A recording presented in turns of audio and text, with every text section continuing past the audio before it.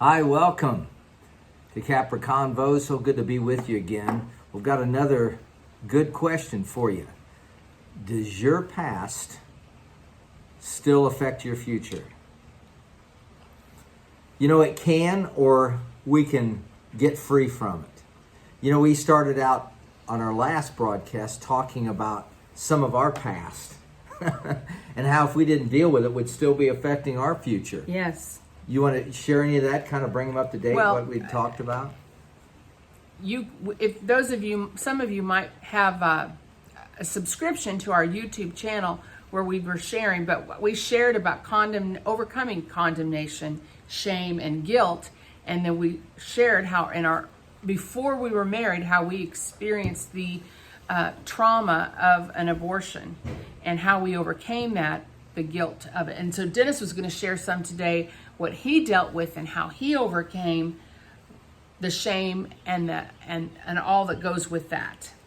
I wanted to read a verse, but you go ahead. No, read the verse. This is out of 2 Corinthians 4, and it says this: we open up our souls to you by presenting the truth to everyone's conscience in the sight and the presence of God. This is 2 Corinthians 4:4. Even if our gospel is veiled, it's only veiled to those who are perishing, for their minds have been blinded by the god of this age, leaving them in unbelief. Their blindness keeps them from seeing the dayspring light of the wonderful news of the glory of Jesus Christ, who is the divine image of God. We don't preach ourselves, but rather the lordship of Jesus, for we're his servants for Jesus' sake. And I'm just sharing that because we shared about how we were blinded and that the deception had influenced our lives and trapped us. Well, just to start with, when you're two young people, and beautiful woman that Denise was and is, you cross barriers, you go over guidelines. So when you don't... Boundaries, you mean. Boundaries. When you don't read the Word and let the Word dominate your life, you're going to have problems. And so we, at an early age, had premarital sex, and Denise got pregnant. So the decision was, what were we going to do about that? And so we made the choice that we were going to not tell our parents, but we were going to go to the abortion clinic and have an abortion. And I'm telling you, that's intense. Leading up to it, all that goes with it. I can remember when Denise, I'm sitting in the lobby waiting for her when she came out, and she just looked, just kind of wiped out, just emotionless, and just thinking, part of me thought, well, we took care of that, we can move on. But boy, was I deceived. Because things like that you go against your conscience and do, want to haunt you your whole life until you're ready to deal with them. So some of what we told the other day was about forgiving yourself. And so I had to forgive myself. I had to say, man, you did this, you've got to deal with it, because men a lot of times are stuffers, and we just ignore and pretend, or we medicate to try to deal with it. And I'm telling you, unless you get in your heart and say, God, I need forgiveness. I made a mistake, God. I aborted a baby. I killed a baby. And God, I need your forgiveness to cleanse me, to cleanse my mind, so I can walk this life out.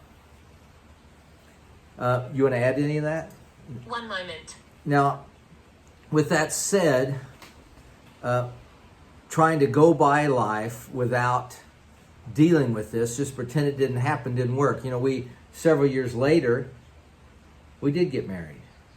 And we've had 2 children since then, 2 wonderful children. But if we hadn't have dealt with that... And now 4 grandchildren. 4 grandchildren. We made a mistake, and we had to say, God, we see that it's wrong now. Will you forgive us? And of course he forgave us. But it's a conscience thing that still it's kind of like the enemy will talk you into do something, and then he'll condemn you for doing it in that first person. Look what you did, or look what I did, the enemy will accuse you of. So it took years to get full and complete forgiveness. And if you don't get forgiveness completely, you'll harden your heart again and just buzz over things, pretend like things aren't there. And you've got to get the sensitivity of your heart back after you do something that severe. And I think it's important to say too, you know, because the church, and they should rightly take a stand against abortion, and that we should be trusting God to completely abolish this horrific plight on our land. We all have to take personal responsibility, but when someone goes through something, you have to be committed to not condemning and shaming someone. That's good, Denise. And not slamming a door on someone's face, but opening a door and bringing someone through to healing. You know, in John chapter 8, Denise, it talks a little bit about that. It's where a couple of Pharisees and a group of people brought a woman that had adultery with another man before Jesus. And probably it was just to see if they can catch him in something. Jesus was there, remember, drawn in the dirt.